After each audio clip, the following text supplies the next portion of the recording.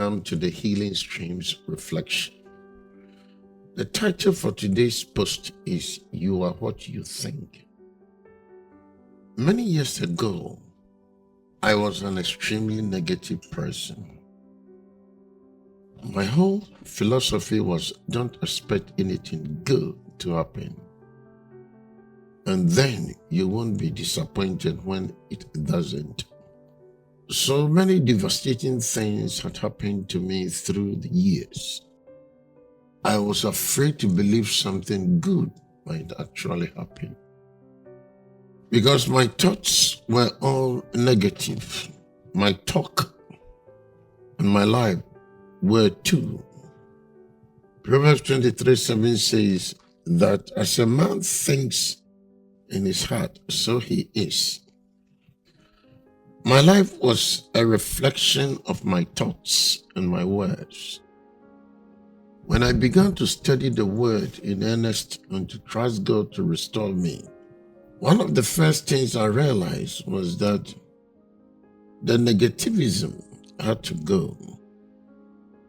And the longer I served God, the more I realized the tremendous power in being positive in my thoughts and words. Positive, faith-filled words are full of life, but negative words are full of death. Perhaps you are like I was. You are avoiding hope to protect yourself against being hurt. Unfortunately, this type of behavior sets up a negative lifestyle. Everything seems to go wrong because our thoughts are negative. But if you are thinking according to the mind of Christ, your thoughts will be positive. God is positive. And if you want to flow with Him, you must get on the same wavelength and begin to think positively. Have a positive outlook and attitude.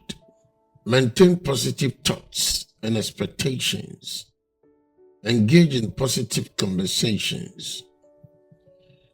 Throughout his life, Jesus endured tremendous difficulties, including personal attacks, and yet he remained positive. He always had an uplifting comment, an encouraging word. He always gave hope to those around him.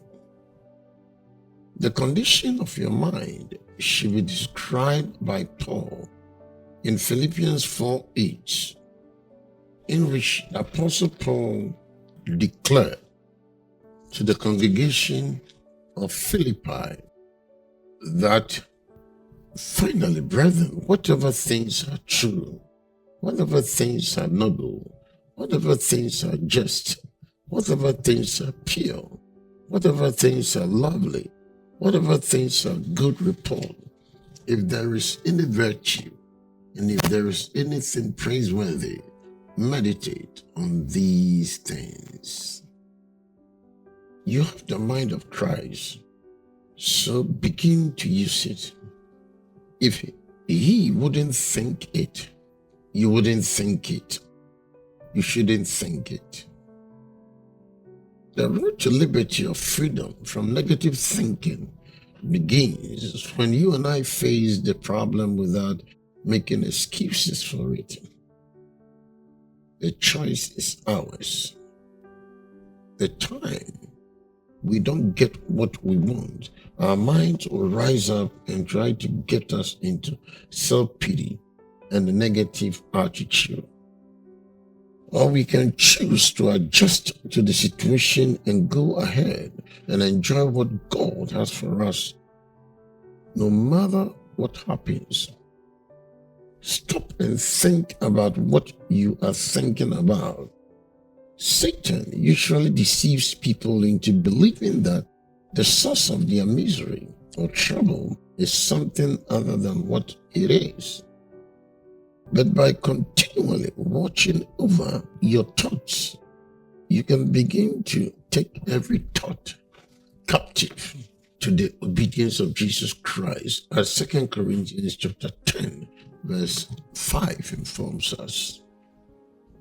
The Apostle Paul tells us in Romans 8:28 that we are assured and know that God, being a partner in their labor, all things work together and are fitting into the plan for good to and for those who love God and are called according to his design and purpose.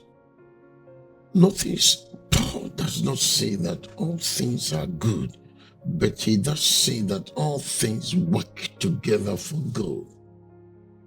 Paul also tells us in Romans 12:16 to readily adjust yourself and myself to people, to things. The idea is that we must learn to become the kind of person who plans things, but who doesn't fall upon if that plan doesn't work out. Let's say that you get in your car and it won't start. There are two ways you can look at the situation. You can think, I knew it. It never fails. My plans always flop. Or you can tell yourself, well, it looks as if I can't leave right now. I'll go. But I believe this change in plans is going to work out for my good. There's probably some reason I need to be at home today, so I'm going to enjoy my time here. Beloved, allow God to be the glory and lifter of your head, as Psalm 3 and verse 3 says. He wants to lift everything, your hopes, attitude, moods, head, hands, heat, your entire life. The Holy Spirit will be quick to caution you if your mind begins to take you in a negative direction. The decision becomes yours, whether or not you continue. Will you flow in the mind of the flesh or in the mind of the Spirit? One leads to death, the other leads to life. Beloved, the choice is yours. Thanks for listening, and may the good Lord richly bless you. Bye for now.